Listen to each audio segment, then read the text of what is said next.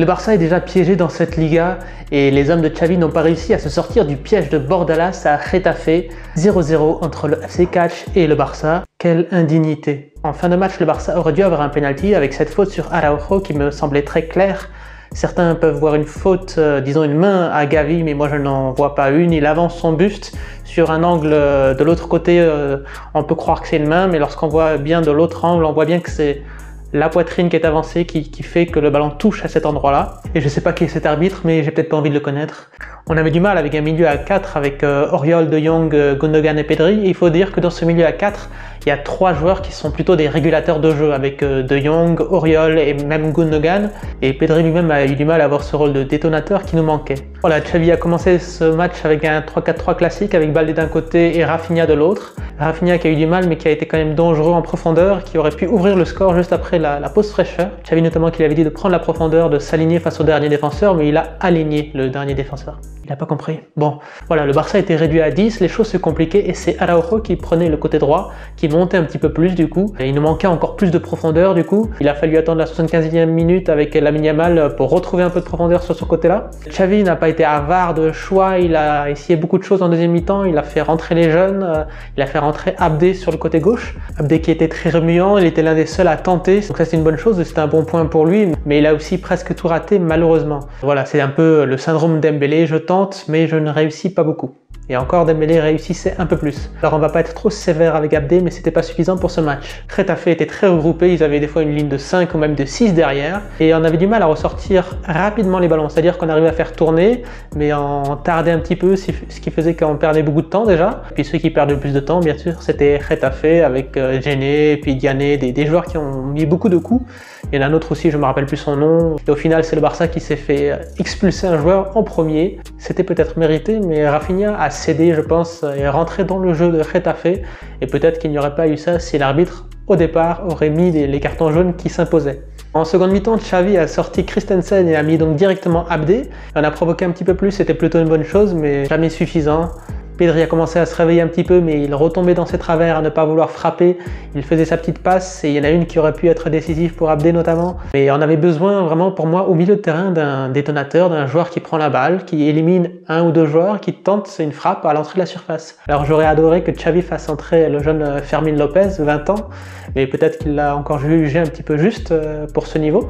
Voilà, en deuxième mi-temps, Xavi a quand même fait rentrer en dessous, qui était pas loin de régler la mire et puis qui a fait des bonnes passes notamment à Lamine Yamal. Voilà, parlons un petit peu de Lamine Yamal qui est rentré vers la 75e minute de jeu et qui a fait des bonnes choses notamment par la passe avec notamment un beau petit ballon piqué pour Ansu Fati qui tire juste au-dessus de la transversale et un petit ballon droppé. Et connaissant Lamine, c'était 30% de ce qu'on peut voir de Lamine Yamal. Vous avez déjà pu le voir face à Tottenham dans ses dribbles et aujourd'hui il n'a pas trop tenté les dribbles. Peut-être qu'il a été refroidi par les tacles assassins et les fautes en tout genre de Getafe, je ne sais pas, ou peut-être c'était un de ses premiers matchs vraiment en jeu où il rentrait et il devait faire la différence. Et donc ici, la plupart du temps, il redonnait en arrière, mais il faut aussi dire qu'il était souvent mal servi ou servi trop tard par ses coéquipiers. Souvent, par exemple, il pouvait y avoir peut-être soit Koundé, soit De Jong, soit Araujo qui tardaient un petit peu à lui donner.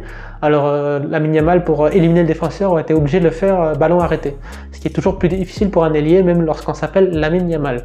Lamine Yamal, 16 ans, je le rappelle, et qui peut-être avec l'expulsion de Rafinha pourrait être titulaire au prochain match. Mais c'est un autre chapitre, on en reparlera bientôt. Voilà, dites-moi vous ce que vous avez pensé du match, j'imagine que vous êtes tous dégoûtés, mais je tiens à vous dire que voilà, tout n'est pas perdu. Je rappelle que l'an dernier, au premier match, c'était un match similaire. Je crois que c'était face au Rayo si je ne me trompe pas, on avait fait match nul aussi et ensuite on avait enchaîné les victoires. À voir aussi ce que tentera Xavi, est-ce qu'il va faire encore plus confiance aux jeunes avec Abdé en dessous, Lamine Yamal dès le prochain match, ou est-ce qu'il va retenter un milieu 4 avec Gundogan ou Gavi.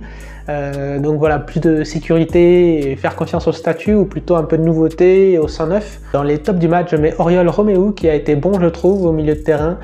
Il a été bon défensivement, rapide dans ses transmissions, il aurait même pu marquer à l'entrée de la surface. Ensuite, j'ai pas vraiment grand monde à mettre dans les tops. Certains joueurs ont été bons par séquence et mauvais par d'autres.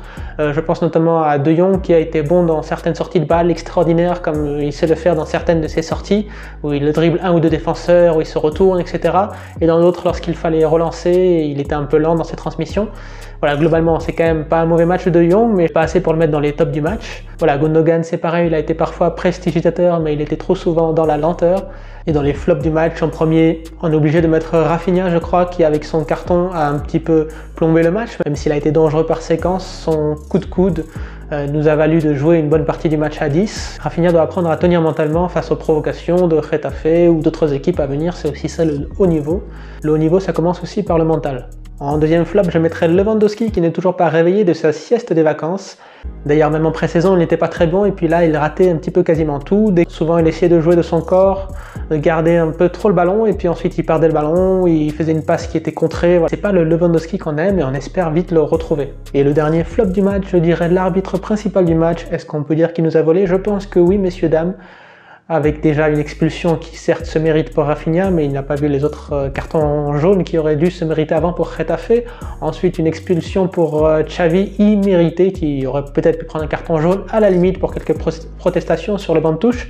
Et enfin, le pompon, le bouquet final, la cerise sur le clafoutis, le non-penalty accordé à Araujo pour une main imaginaire de Gavi. Voilà, que dire, il n'y a pas grand-chose en plus à dire, et c'est pas parce qu'on n'a rien à dire qu'il faut se taire, comme on dit, donc je vous écoute dans les commentaires. Dites-moi de votre côté ce que vous avez aimé ou pas aimé. Est-ce que vous pensez que c'est un vol ou est-ce que vous pensez que c'est mérité pour le Barça, que Xavi est responsable ou est-ce que vous auriez aimé voir d'autres choses sur le terrain? Voilà, dites-moi, je vous répondrai en commentaire. Cette saison, j'ai pris la résolution de faire plus de débriefs, alors pour ne pas les rater, abonne-toi.